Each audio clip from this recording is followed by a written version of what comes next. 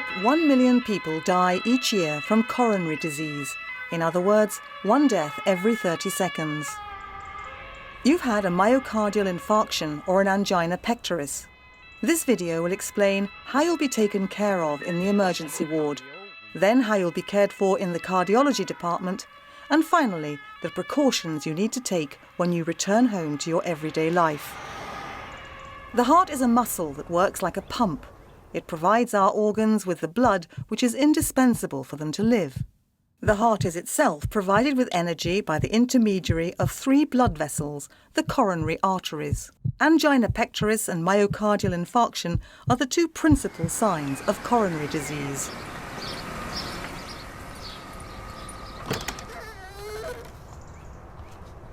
Hello there. You called for the emergency care team? Yeah, hello. What's happened to you? Well, I don't really know. Angina pectoris is a sensation of tightness in the chest or the upper part of the stomach, a pain which can also spread towards the neck, the arms, the shoulders and the jaw. Tell me about the pain. Does it stay in the same place, or does it move to your arms or the jaw? Oh, it seems that the left arm's a bit... This pain is due to a decrease in the supply of blood to the heart, a consequence of the narrowing of the coronary arteries by atherosclerosis. Atherosclerosis is a disease that affects all the arteries of the human body and which develops over time. It is characterized by the accumulation of fatty deposits on the lining of the arteries, which are called plaques of atherosclerosis. These plaques cause a narrowing of the arteries. When atherosclerosis affects the coronary arteries, it's known as coronary disease. When angina pectoris occurs at rest or lasts longer than 15 minutes after exercise, there's a danger of myocardial infarction. In this case, it's a matter of vital urgency.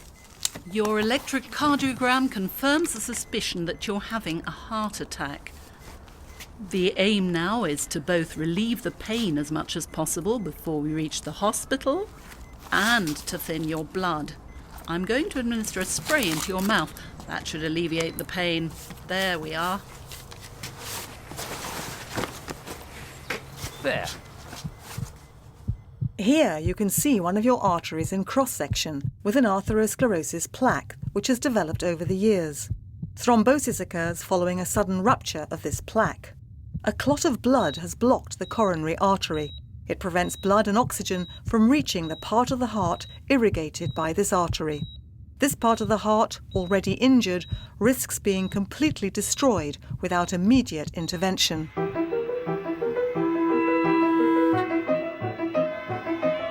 We are leaving the house. Anterior myocardial infarction, stable. In the case of chest pain which does not disappear within 15 minutes, call the emergency health services. Every minute counts and treatment begins as soon as the ambulance arrives at your home. So never go to the hospital by yourself. You always think it only happens to other people, but... Depending on the results of your electrocardiogram, there are 2 possible scenarios. In the first case, a coronary artery could be partly blocked. In this case, the intervention generally takes place within 2 or 3 days of your admission to hospital. In the second case, a coronary artery could be completely blocked. It must be cleared urgently after having carried out an examination called a coronary angiography. This is the case here. Good morning. Good morning, sir. I'm Dr. Keller, the cardiologist. It's me who's going to examine you and treat you. We'll explain that in detail, okay? This is Mr. Deligny, 52 years old, known to have 2 risk factors, high blood pressure and a heavy smoker. For the last hour, he's been experiencing a typical chest pain radiating into the upper left arm with an anterior heart attack shown on this ECG. Fine. Now, sir, do you still have any chest pain? Yes, in a dull sort of way. When I breathe deeply. Very probably you're in the process of having a heart attack. That's to say an artery of the heart is being blocked, and I'd like to carry out a coronary angiography to check the condition of your heart vessels, to see which artery is blocked, and then to open it immediately. There are minimal risks of complications with this procedure, a less than 2% risk of serious complications, by which I mean risk of death, of having another heart attack, of suffering paralysis because of a small blood clot travelling from the heart up to the brain. But again, these risks are extremely small. There's clearly an advantage in carrying out this interventional procedure now. Do you agree to have the operation now? Oh yes, because from what you said, we better get on with it. Exactly. Today, the emergency treatment for myocardial infarction is coronary angioplasty, an operation carried out under local anaesthetic, which consists of clearing or dilating the coronary arteries by means of small balloons. This operation is usually followed by inserting stents. The principal discomfort linked to the operation is that you must remain lying down and quite quiet on an examination bed during the entire procedure. That's to say about 1 or 2 hours. The operation is carried out under local anaesthetic. At the beginning of the examination, the anaesthetic may cause a slight burning sensation at the place the needle enters. Otherwise, the rest of the procedure is generally painless. That's fine. I'm injecting. The cardiologist injects one of your coronary arteries with a contrasting coloured liquid, which makes it possible to see the coronary arteries.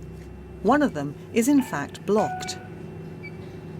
Now we're passing a fine wire through the lesion to unblock the artery. Very good, thank you. Give me a 212 balloon. Are you all right, sir? Feeling better? Yeah. A small balloon is led into the interior of the blocked or narrowed zone. This balloon is inflated so that it can unblock or dilate this zone and thus restore normal blood flow to the heart. Generally, in order to improve the result of the operation and to prevent the artery from blocking up again, a fine cylindrical metallic trellis called a stent is placed inside the ailing artery. There are 2 types of stents: bare stents and stents coated with medicinal substances, so-called active stents. These medicines help to prevent the artery from narrowing again. That's a very good outcome. So, Mr. Deligny, we've unblocked your artery using a small balloon, and then we've implanted a stent at the site of the lesion. We've got a very good result. To choose the type of stent most suitable for you, we need to know if you're going to undergo another important surgical operation in the near future, if you're usually under anticoagulating treatment, or if you're at risk of bleeding. In this case, a bare stent would perhaps be better. Okay, let's go. It's important to explain we've put in a stent coated with a medical substance which will give better results in the coming months than a stent without that coating. We call this kind of stent an active stent or drug-eluting stent. You should be aware of that if you're asked about this, that you have an active stent in the arteries of your heart. The placing of active stents means that you must take, apart from aspirin, a medicine that dilutes the blood for several months, instead of only 1 month with a bare metal stent. The most frequent complication of this procedure is a bruise at the point where the needle has pricked the artery, called the puncture point. Your cooperation is absolutely essential to reduce this risk to the minimum by taking adequate precautions. All right? Feeling better? Yes, it's fine. The doctors are just putting in a little stitch. It may hurt a bit, but you mustn't move. Once this procedure is over, it's absolutely essential to keep the affected leg stretched out without bending it until the nurse or the doctor says you can move it. You must avoid carrying weights more than 5 kilos or carrying out any physical activity that makes you breathless in the first 2 days after the operation. Today, surgery is becoming more and more rare because this interventional procedure, so-called angioplasty, has become a safe and efficient technique. You're then taken into an intensive care unit where specialised personnel will watch over you 24 hours a day. Hello. This is Mr. Deligny, who you've been waiting for from the cath lab. Hello, Mr. Deligny. So here you are in the intensive care unit. We're going to keep an eye on you. You've had a myocardial infarction. In the catheterization room, they unblocked your artery, but in the first 12 to 24 hours, there's a risk of cardiac arrhythmia. Following the operation, the cardiologist will visit you. We did the intervention, unblocked an artery, and put in a stent to keep the artery open, but your basic heart disease remains. You've had this disease of the arteries for years, and it's progressed. We're now going to treat what we call risk factors for cardiovascular disease. You'll have to treat these risk factors with medicines, as well as with lifestyle changes, including changing what you eat, losing weight, and taking more physical exercise. After this period of supervision, you'll be directed to a ward upstairs. Supervision will continue in a less concentrated way, and treatment is adapted to your particular needs. So you're here in a cardiology unit because you've had a heart attack. Well, yes. When was that? 2 days ago. Okay, and now you've no more pain? Oh, no, everything's just perfect. It's as if nothing ever actually happened. I think they did a really great job. They've unblocked all that. It's fine. I'm nearly ready to go home now. You have a disease of the coronary arteries. That's atherosclerosis, which means that one of your arteries became blocked, and one of the main aims now is to ensure that there's no repeat event. There's no second heart attack, or at least to delay it as long as possible. For this reason, you'll be given certain medicines straight away, which you already had while in intensive care, and which you must now take continuously. 4 principal groups of medicines are prescribed for patients suffering from a coronary disease: platelet antiaggregators, beta blockers, statins, angiotensin-converting enzyme inhibitors known as ACE inhibitors. The platelet antiaggregators maintain the fluidification of the blood and thus reduce the risk of clot formation, which may block the blood vessels surrounding the heart. The leading one of these medicines is aspirin. Often, particularly after the placing of stents, it's necessary to take another medicine from this group. Important: stopping these medicines can provoke another myocardial infarction. You must therefore never stop taking these medicines without the prior agreement of your cardiologist.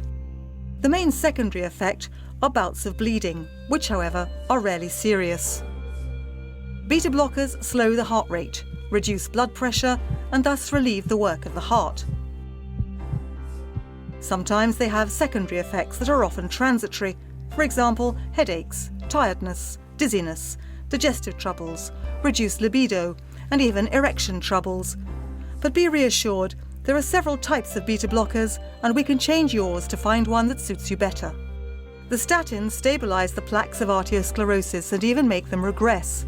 They also diminish cholesterol levels. They're generally well tolerated, but can sometimes provoke muscular pain. In this case, you should talk to your general practitioner. The ACE inhibitors cause a dilation of the arteries and reduce the arterial blood pressure. The main undesirable side effect is a cough. If this happens, we can suggest another type of medicine that does not provoke this secondary effect. This medicine can also provoke giddy spells, a lowering of blood pressure, and a decrease in kidney function. We keep a careful watch on these points from the beginning of treatment. Do you have any idea why you had this heart attack? Oh, I suppose it's linked to worries from my work or... So you don't smoke?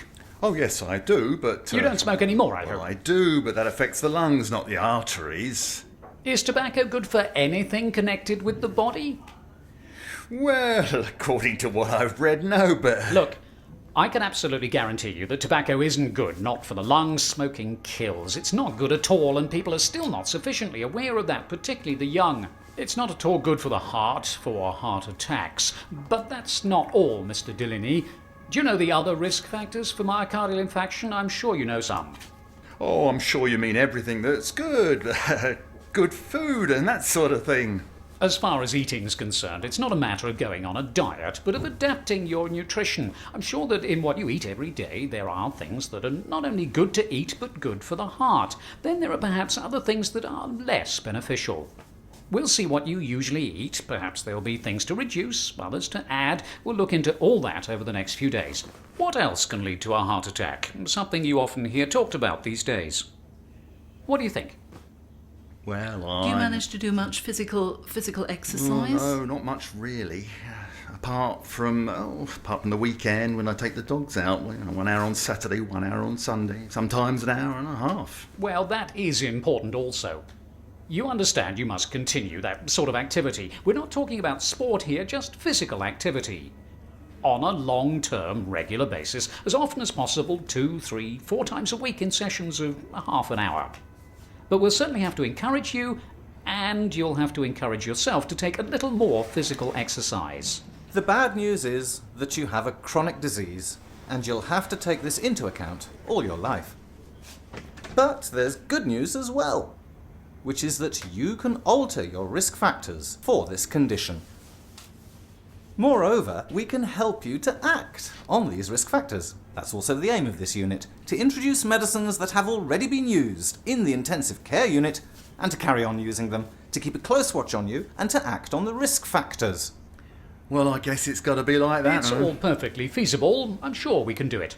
Yeah, boy, if I decide to do it, I'll do it. But I've only just realised, I only understood now. This is a disease. Before I have always thought of it as something rather like a broken leg. It's an enormous challenge, Yes, as we say. I know, It's I know. doable. A lot of it involves you working on yourself. My colleague has talked to you about the risk factors, and then there are the medicines, your family doctor, and the specialist who work with you for years to come. Avoiding recurrence at any price is not only a matter of readapting yourself physically and taking medicines, it also means a radical change in lifestyle. Come in. Good morning. I'm Valerie, the dietitian. Did the nurses tell you I'd be dropping by? Yes, well, they told me you're going to teach me how to eat. Isn't that right? That's it. I'd like you to come to look at the wall chart in the corridor. That'll make it easier for you to understand what I'm explaining. If you want. I hadn't even noticed there was a wall yes? chart.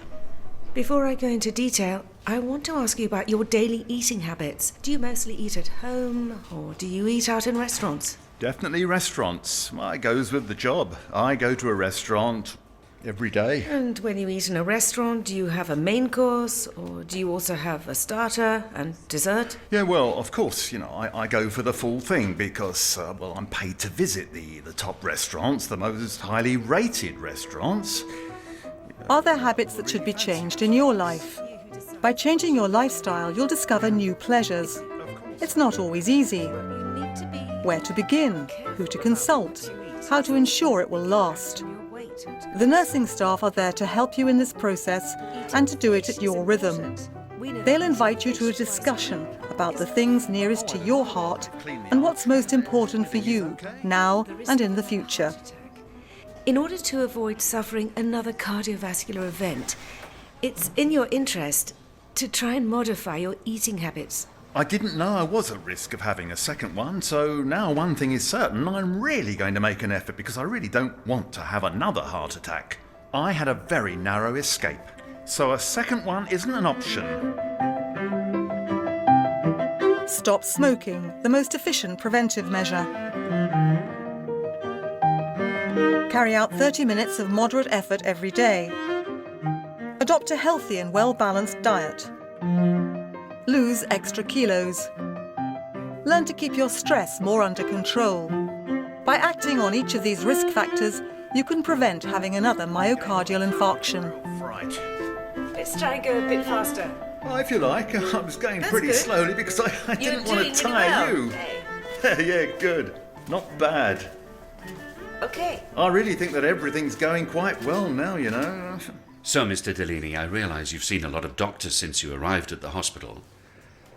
My particular concern is with cardiovascular rehabilitation. You must realise that the heart attack you had has been treated, but that doesn't mean you've been cured of the basic disease, which is atherosclerosis. You're still at risk of having another heart attack. That's why I think it's vital to change your lifestyle, to fully understand your medicines, to avoid at all costs a repeat. It's really important. I've just thought about something. The car. I'm a representative, and if I go back to work sort of part-time and I can't use my car, I'll stay home and do my exercises. For work, I need to drive. As far as driving is concerned, it's recommended that you wait from 1 to 4 weeks after the heart attack before getting behind the wheel again. If you're a professional driver, car driving is generally not allowed for 6 weeks. Well, now, I have a question that's sort of a bit personal. What I want to say, man to man, I'm sure you'll understand. As far as my sex life is concerned, will my sex drive be affected in any way? It's very important you ask this question. First of all, something fundamental. Sexual activity isn't contraindicated after a heart attack. Just the opposite. It's considered as soon as you can resume walking at a reasonable pace, you can also resume normal sexual activity. Now, it's important that you raise this question because it's true that some patients after a heart attack encounter difficulties in this area. While there are numerous causes, sometimes they're psychological. And we also know that there are certain treatments that you can be given that can have an effect in this area. So it's absolutely essential that we keep in touch and that you talk to us about it so that we can remedy any possible problems you may encounter. 130/80, thank you. That's perfect. Your blood pressure has increased slightly, which is completely normal. Do you feel all right? No chest pains? No pain at all. Except in the thighs, perhaps. But with the heart, no problem. So we're doing this test of your physical abilities in order to confirm that you're in good enough shape to go home. And also that you can start the cardiovascular rehabilitation with no risk.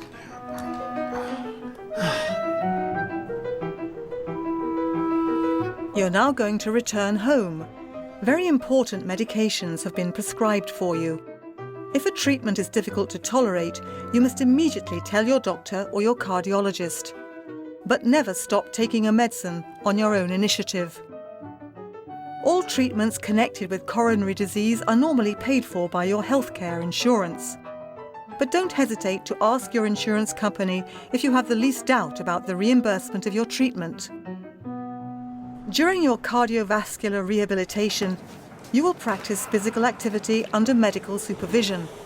A whole team will take charge of you: cardiologists, a tobacco specialist, psychiatrist, dietitian, physiotherapists, and sports teachers. Here you have the duration. We're going to increase it. We'll begin with 10 minutes. You press start, and there you have the countdown. After the exercise, you're going to look at this scale, which goes from 6 to 20 with 3 colours here. They represent how you feel about the effort that you've just made. Was it very easy, quite easy, a bit difficult, or very difficult?